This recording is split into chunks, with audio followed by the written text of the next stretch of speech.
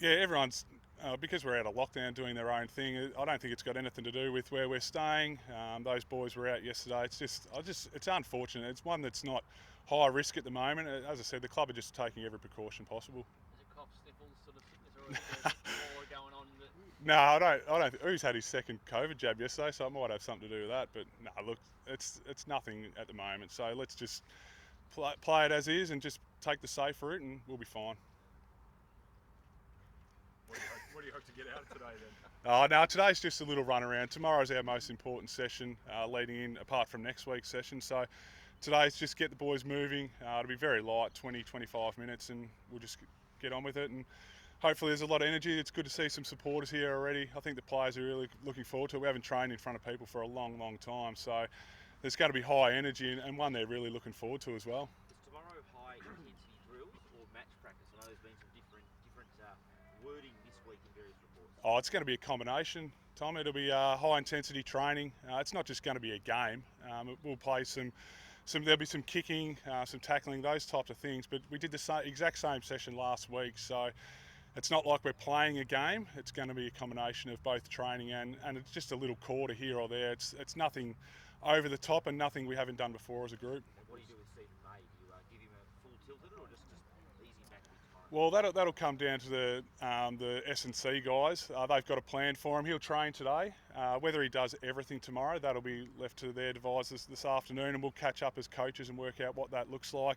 We've got a couple of other guys who are in a similar boat in terms of having some little niggles and getting themselves right for next week in Jaden Hunt and Joel Smith. So there's a few guys in that same category, and we trust those guys. They've done a fantastic job all year about getting those players right for game day, and if that means they do half the session, the full session, we'll work that out. He looked to be moving pretty well a couple of days ago, but obviously didn't do the whole session. Has he still got any of that sort of referred pain that he was having? I haven't spoken to him about it in terms of that. That's something that he'll talk to those guys about. But in terms of training the other day, he looked no problems at all. We took the precautious path with him just because obviously what was at stake. Once we knew we had the game in hand, it was okay. Do we need to take him off early? But once we knew the game was in hand, we said, look, we'll just take him off now and put him on ice, knowing that we were probably going to play in the grand final. So it'll be the same with our training. He'll do what's needed to get himself right for next week, and we're confident in our S&C guys and what Burjo and that group have been able to do for the whole year and give himself every chance next week. What about mentally for him, just so he's not constantly thinking about it and worrying about it? How do you help him through that? Oh, I think just for him, it's just taking away any anxiety. He understands his body now. He's had some issues in the past, but that maturity as a player, when you grow and you learn more about yourself and you have trust in the fitness staff and what they're doing. He's had that. He's had a few little bumps along the way, but I think the last 18 to 24 months he's really grown into himself. And yeah, look, there's going to be a little bit of doubt there, but we'll alleviate that for him where possible, and he'll just get on with his show. He's looking forward to what's possible next week, and we're looking forward to that as well. Troy, this is a good problem to have. The Brownlow being in the grand final. How will you guys navigate that on Sunday night? What's your instructions to players? And obviously, how does that relate to this sort of commitment, I guess, in theory, to get back by 9 o'clock? Well, the 9 o'clock things, I think it's been blown right out of proportion.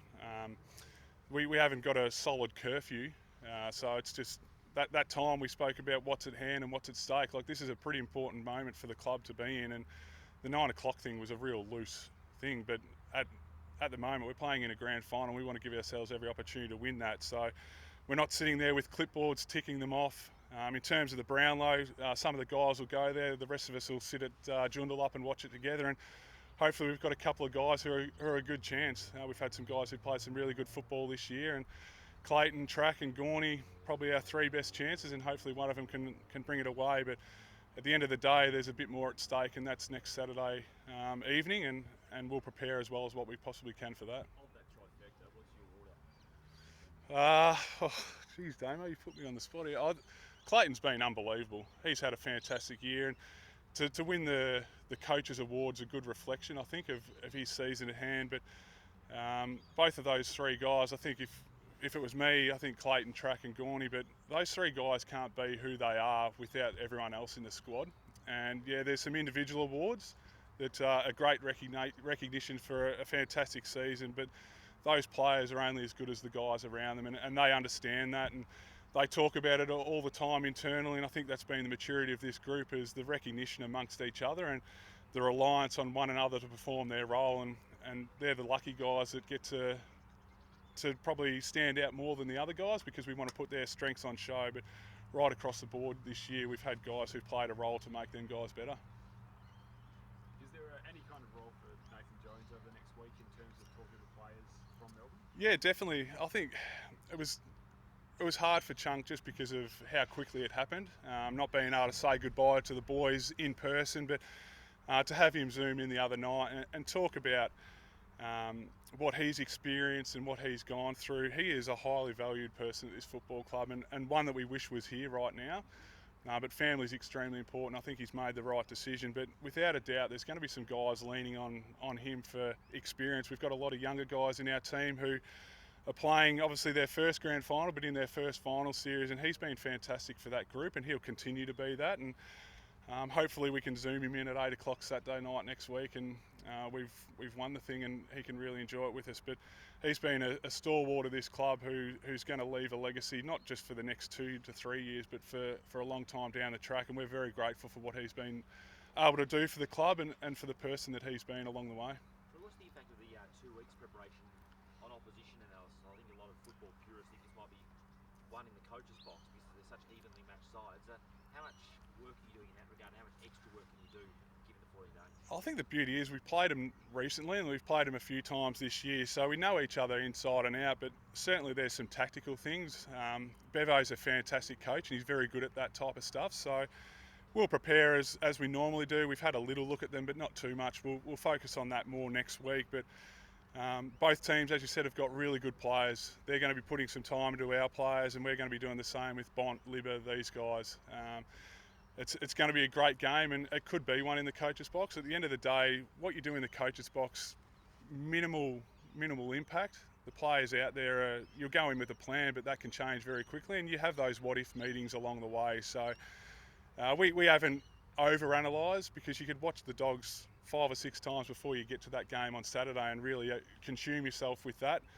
At the end of the day, you have to also look at your own game and make sure that's humming along at the right time. So we've had a little look, but not too much time. I think next week we'll really delve into it, and as I said, you can watch too much footy between now and next Saturday. Perhaps mischievously, I think you suggested yesterday, Bevo, that there might be 5 or 6 changes. I don't know if you're talking about the practice game or the grand final. What did you make of those comments? Oh, I didn't hear the comments, so I can't really comment on that. So I'll have to go and have a look at it though.